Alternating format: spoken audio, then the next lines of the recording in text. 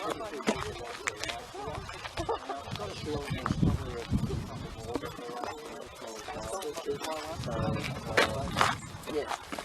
you want my jacket, Joel? I've got a big woolly one.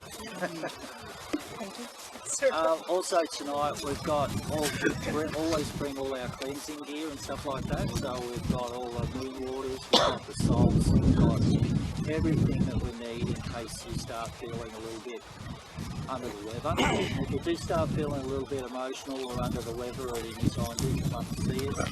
We can do a bit of a cleansing and pull you away from the group a little bit and do a little bit more grounding and just get you a little bit more centered, okay? Because sometimes when you go to places like this, obviously we've had, there was a massive disaster here and 22 people lost their lives. So if there are any energies about, you may pick up and sense, and if you're empathic, you may feel what they were going through, and it can cause your emotions to start feeling a little bit down, a little bit depressed, a little bit anxious. And if you do, come and see us, and we'll definitely do something about it. We have a spiritual first aid kit. And sometimes they like technology. They didn't like the pod that I put out, or the K2 meter. Sometimes we get reactions on those ones, and sometimes you don't. We find that a lot of the the spirit that are from gold mining sort of era, they prefer the rods because that's familiar to them, because you use dowsing rods to find gold. Dowsing rods or pendulums. Yeah.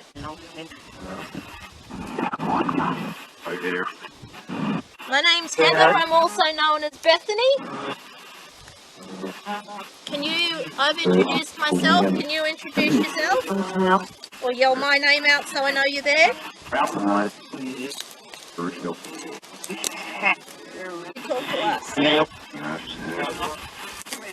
Is your name on the plaque out the front? Yes. Yes. I got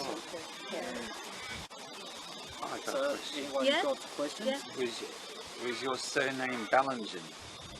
Well done. Yep, I got a yes. What about Bellingham? Ask him again. Bellingham here? Ask him again. The same question. Yeah, shall we get a I got a Bellingham. Is your surname Bellingham? Yeah. Yes. Sometimes you have to ask the same question twice to make sure they've understood. And there was two, wasn't there? There was two Bellinghams here. Are you the son? Are you the son? Yeah. Yeah. Two there. Yeah. Is your father with us? Is he here to talk to us? Wow. Yes. Okay. Are you the two that the rest have nominated to speak on your behalf? Yes. So we've got a son and father and son. They died in the mine disaster, and their name, we already know their last name because you picked it up. Well done. Can you tell us, did you die here? Can you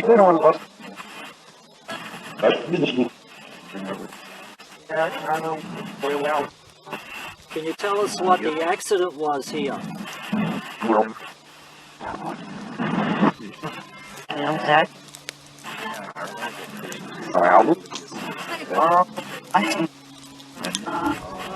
Can you tell us how many died here? Yes, I have.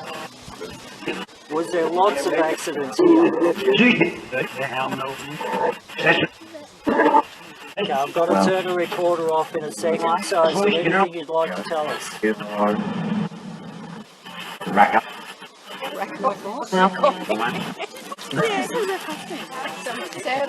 Oh, manners! That's funny, yes. Do you want us to go?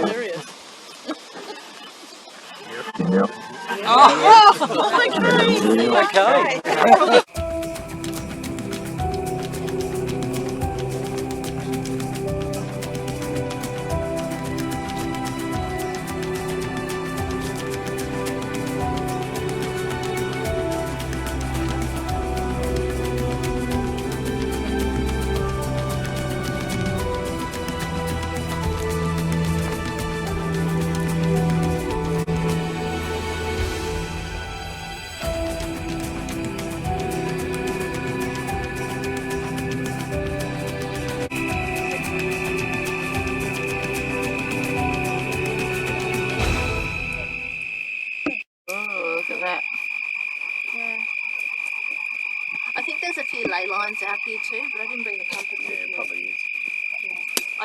compass. We've got a brass compass we use to talk to the ley lines, but I'm pretty So they sure. must have got water from somewhere for the kiln.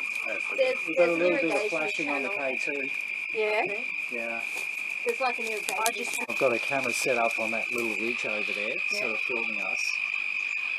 And this little mic is, I've got a little amplifier on next to the camera so that the camera can actually pick up my voice. Excellent. So hopefully, can you hear me?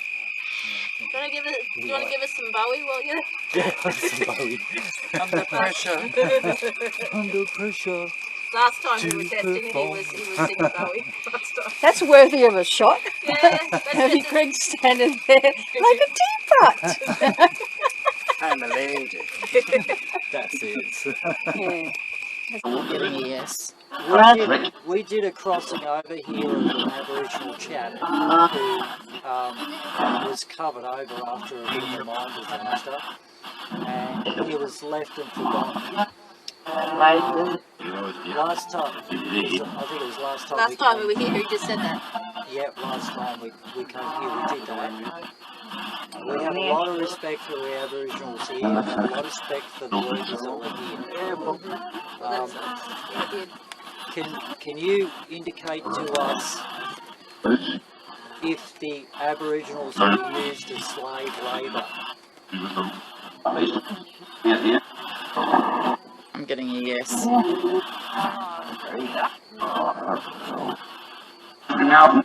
Were the Aboriginals paid for their work? Yeah, look at that. That's a yes.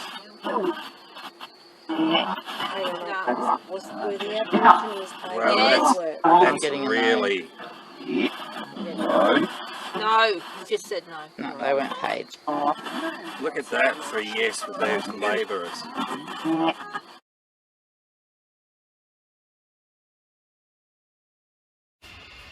That's all good. So this is a little area we're going to use tonight. And Bethany can explain some of these little children of ours. These are the kids. We've You have got to speak up too. yeah. We've got Betty on the end. She's a 1940s. She's 1940s. She's made in Hong Kong, and her outfit and everything was all custom made. She's actually quite local. She's from the area.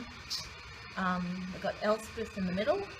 She's a 1950s English pedigree doll, and as you can see, she's dressed like a Scottish drummer. Then we've got Gretel, who is... Gretel's playing with a little plasma ball there, so Spirit likes to interact with the plasma ball. And they can do that as well. Gretel is around 1918, 1919, so about that First World War sort of phase. She's a composite doll, and she was made in Germany, so that's why she's here. We've got our little black-eyed child, and once again the reason she doesn't have eyes is because I was restoring her and I had to take her eyes out, and then COVID hit and I couldn't replace them because I had to buy them from the States. So at the moment she's a black-eyed child. And then on the far end, because Claire's actually stopped cuddling it, is Cameron.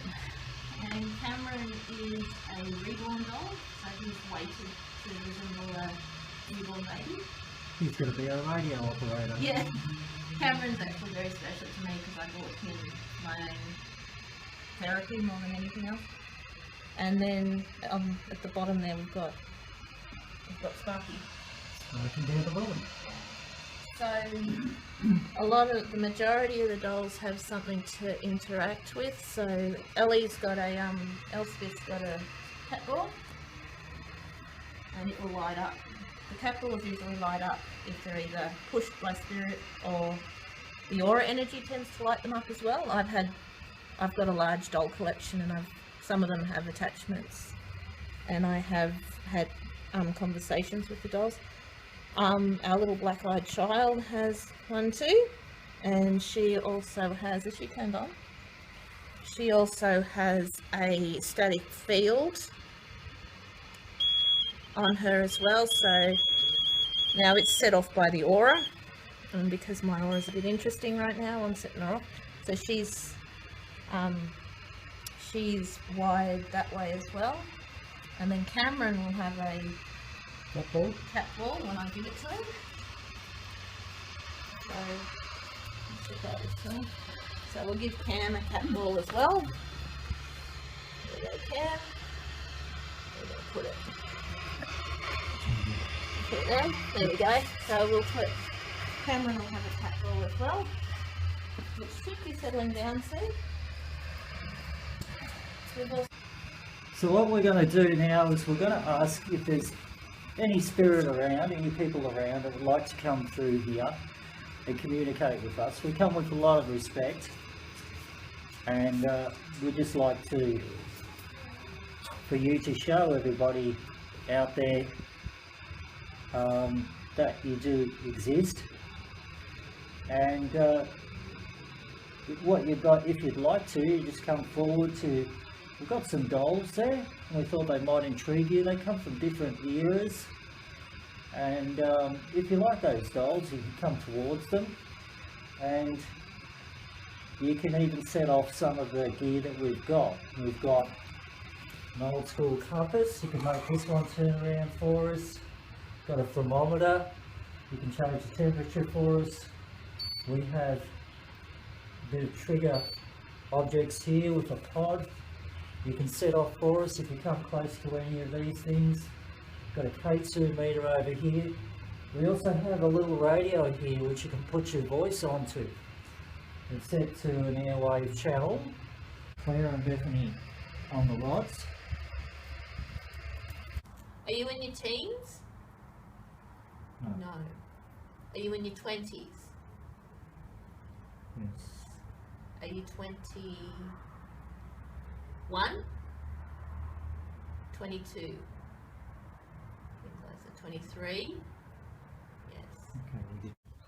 Well, the story is we found out there was a massive accident on the highway, so we couldn't get back from Ararat to Ballarat, and we had to do a divert through to Avoca and hit some roads that we hadn't been to before, and we've come across a place called Elmhurst, and we found this little cemetery, and we're going to call this one a cemetery with a view, because it's only a tiny cemetery,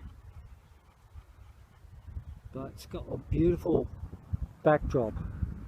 Okay, so if there are any people here would like to come forward and show us that you're here, I've got a K2 meter, 3 cat balls and a REM pod, and if you come forward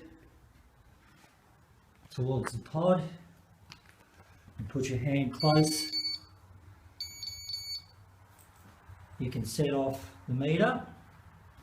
If you come anywhere near the cat balls, what you can do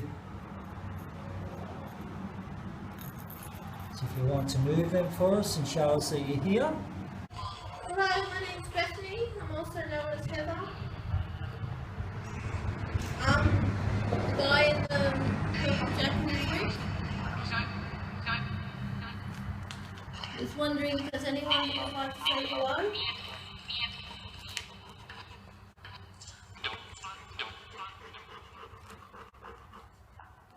Can you yell out your name and introduce yourself?